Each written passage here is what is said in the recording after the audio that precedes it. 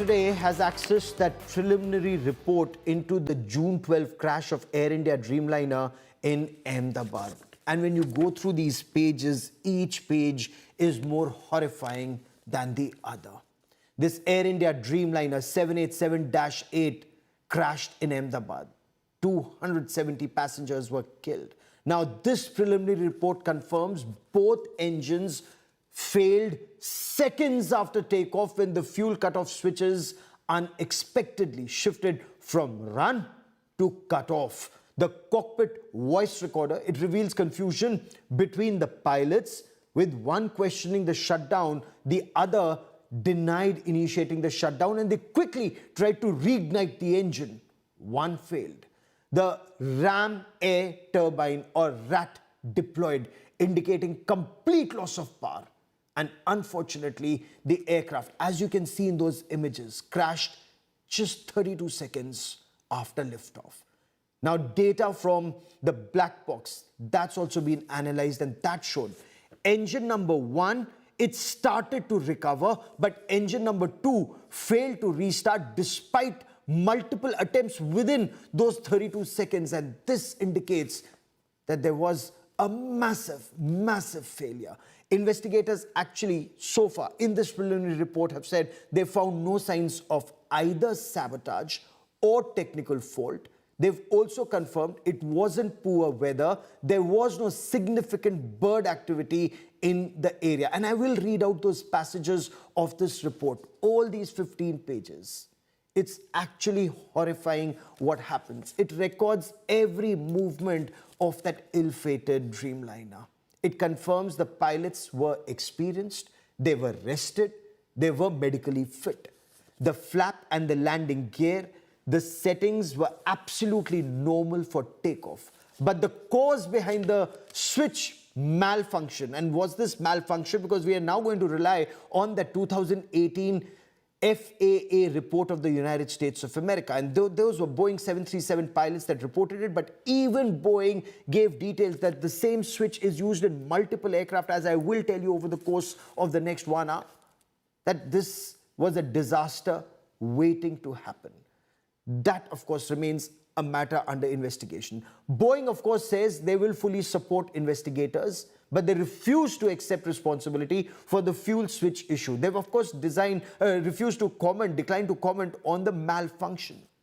It is worth noting, and I want you to look at this 2018 report that India Today has accessed. This is the 2018 FAA report. This 2018 US Aviation Bulletin had recommended inspecting the locking feature of fuel switches to prevent this accidental shift. The report very clearly says the Special Airworthiness Information Bulletin is to advise registered owners and operators of the Boeing company Model 717-200 airplanes, Model 737-700, and then it lists all the other models. And mark these words very carefully: of the potential for disengagement of the fuel control switch locking feature. So 2018, this was pointed out. What does it say? Model 737 airplanes, they've received reports from operators that the fuel control switch were installed with the locking feature disengaged. If the locking feature is disengaged, the switch can be moved between two positions without lifting the switch during transition. And the switch would be exposed to the potential. It would be exposed to the potential of inadvertent operations. Inadvertent operations of the switch could result in unintended consequences, such as an in-flight engine shutdown. This was 2018. Sadly, this is what the preliminary report indicates happened in 2025.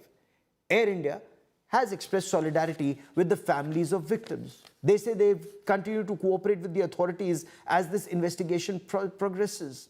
But if this was known in 2018, that there is a potential that something like this could happen, Why wasn't it sorted out between 2018 and 2025? Before I come to both our guests, I quickly want to cut across to India Today's Ankit Kumar, because Ankit is explaining what a cockpit looks like, what this switch is all about. Ankit, take it away.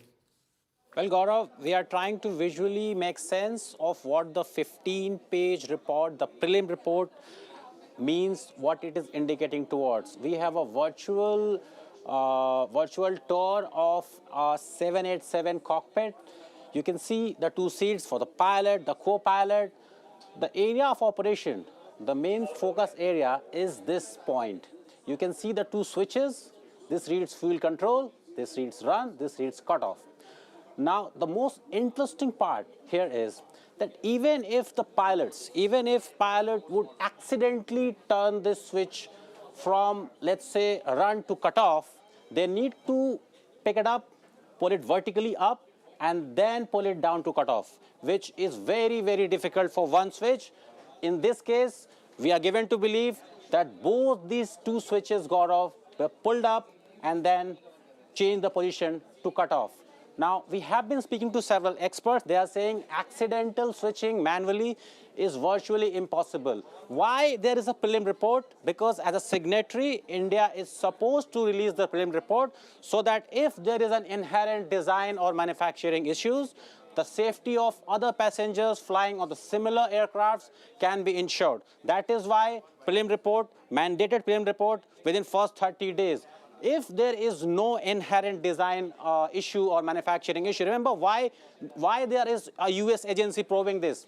Because as the rules state, because India is a signatory of all these treaties, the rules state that the country from where the manufacturer is based out of, the design. There are two American companies involved. First is Boeing, the aircraft manufacturer, then second GE, the makers of the engine. So they are supposed to provide help in order to understand what has happened. Remember, this switch is accessible to both these pilots. Yes. The co-pilots and pilots both can access.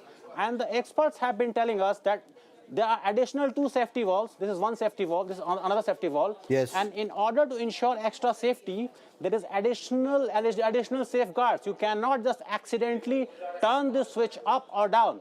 So we will know definitely, Gaurav, in next few months, probably a year after, what exactly transpired. But experts who have kind of gone through all these 15 pages of reports are indicating that some kind of interference, whether it was unintentional or intentional, has to be there.